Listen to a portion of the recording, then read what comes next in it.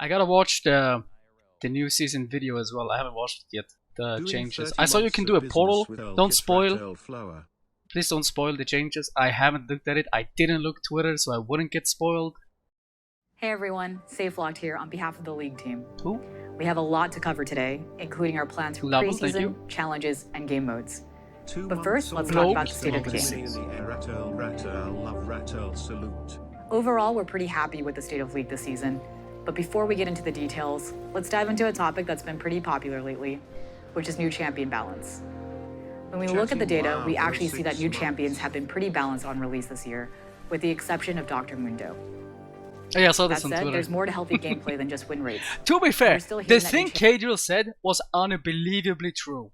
If they released some old champions today, he said if they released Cortus today, an ulti that hit everybody on the map for you, Mr. for that damage, people would go crazy. This was insanely true. But Cortus has been in the game for so long that I don't even know why people don't... Like, his design is actually so stupid. But if he was released today, people would go crazy. A global ulti that hits all 5 members. Holy fuck, the dislikes, what? Wait, have I disliked it? Oh no, it just... Why did it show like this? I would like it.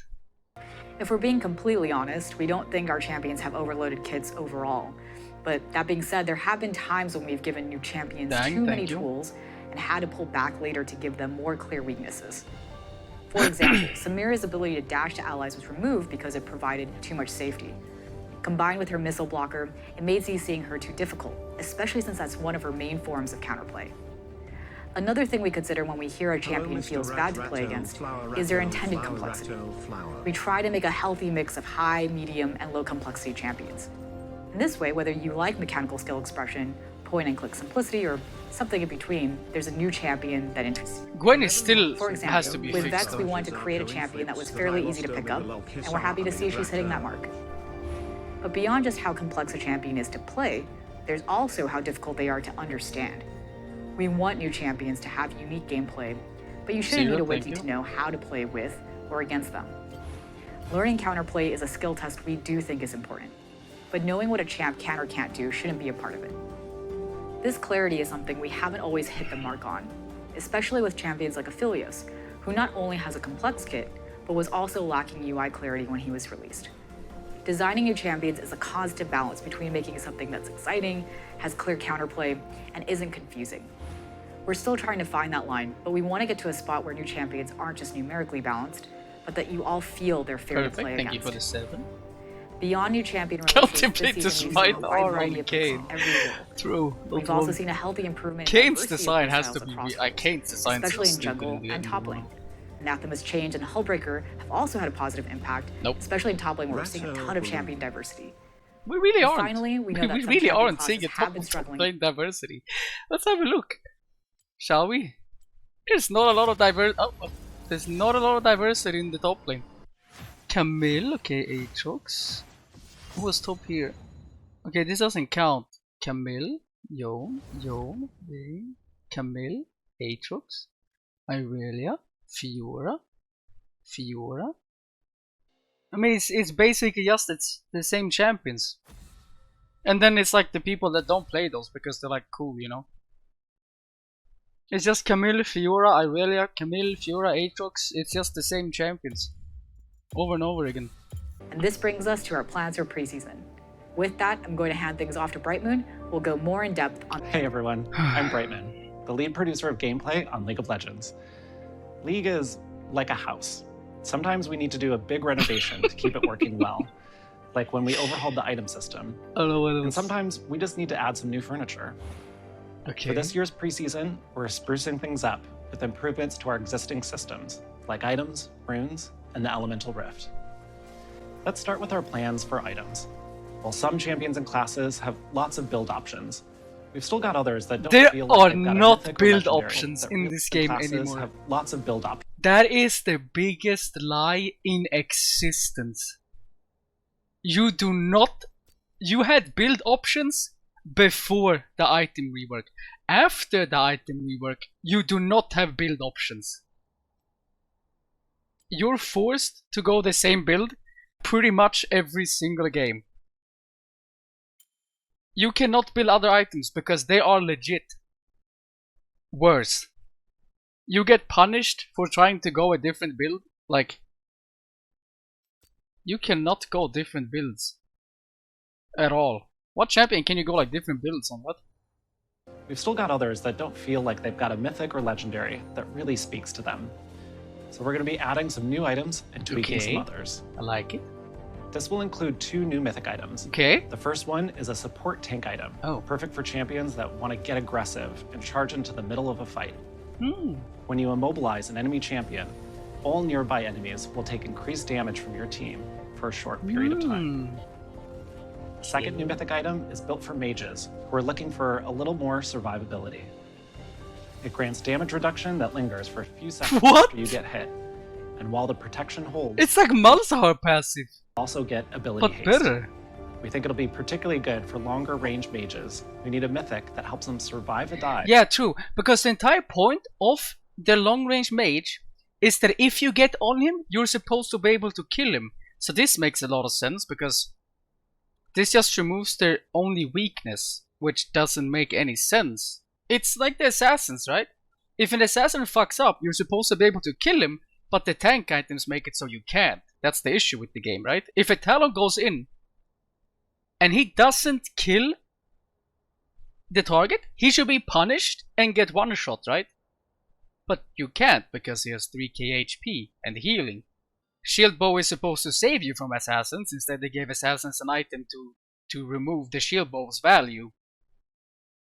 So what's the point in building it? Most games, if they just go that item. Dominic, For thank you example, for the 25. assassins can look forward to a new legendary item that gives ability haste, and also refunds a portion of their ultimate's cooldown with enemy takedowns. This item has to give no HP, no defensive stats, and just offensive stats. Then it's good. Then I'm happy with it. I don't mind it. That's good. Tanks that can never get enough mana will be happy with a new legendary item. When the fuck? There is no mana problems in League. And also burn some of it to create a shield whenever they immobilize an enemy. And finally, mages who are tired of being denied their hard-earned kills can rejoice. They'll be receiving a new legendary that grants magic pen against recently shielded enemies. What? Magic pen against shielded. So it's basically like... Oh, it's like the As for runes, we think there are some good targeted changes we need to make. Most of all, we feel that Inspiration Tree's identity has been pretty unclear. True. We'd like to broaden is just the its most keystone useless use shit in cases. existence. For example, we're reworking Glacial Augury to double down on its fantasy of slowing down enemies. We are also making some modifications to Lethal Tempo to lean into its attack speed fantasy and give it a more distinct use case in the Precision tree. Up next are bounties. Champion bounties give teams who are behind a way to get back into the game without being a straight shot to victory. And this year, we're adding a second way for teams to try and make a comeback. Objective bounties will work like champion bounties, except you cash them in by taking map objectives, like towers or Baron. They ramp up slowly when the enemy team lead grows, and the bounty is shared with your whole team, regardless of who claimed it. It's so stupid. You're not supposed to be rewarded for getting stomped. What is the issue? You're not supposed to get rewarded for getting ass fucked. And they're like, oh, you see your 10 here, take your free gold over here, your free gold here. Like, what is... Oh, you're 10-0? Well, if they take this turret, we'll give them 2k gold. What? Like... You're rewarded for getting fucked in a game. Well, I'm unliking this and disliking it. Like, what is the issue? And why is 1k bounty still in the game? Nobody likes this. I mean, I win games of it, but I also lose games of it. Objectives really is the best way to come back when you're behind. So we want to help make that a clear and more Okay, remove bounties and have objective bounties, because at least that makes sense. Me going 7-0 out, here's what happens. We'll do an LS thing where we open paint so we look more serious. Here's me. 10-0 Twitch. Bot lane. Right? 1k bounty. Bounty. His enemy mid said 12 amused. he roams bot. He kills me. He gets 1k gold. Defeat. How do you spell defeat? Defeat? Defeat? This is what happens. You stomp a lane so hard, enemy mid kills you, he gets 1k gold. And you lose. This legit happens. I'm not kidding. Has this happened to you guys? The boar's getting rank 1 in You can stomp a lane so hard you lose because another lane collects your bounty and they win. Because then he goes back to his lane. He got a triple kill. He kills your mid. Because he got so ahead from that. It wasn't you misplaying. It wasn't. It's enemy team being so behind that they try to force plays and kill you. And then you lose. But enemy bot is still behind, right? But he counters you, so you lose. Because you can't carry against this. I think they are preparing comeback possibilities for Nar in the next worlds. Just don't go 10-0. Yeah, and then he spam kills your mid. Because he legit almost got a quadra kill from going bot and killing you. It wasn't you misplaying. They need to remove it. They need to cap it to 150 gold. Strategy. That makes sense. Why not? That said, Also, if a it's team is cute. really far ahead, objective bounties won't change that. Being the better team should always get you a win. So we'll be watching the new bounty system closely to keep things in check. Finally, let's talk about our biggest addition this preseason, dragons. We really like how each dragon creates unique terrain, grants powerful buffs, and adds more strategy to the mid and late game. So this preseason, we're adding 2 more. Up first is the Hextech Dragon.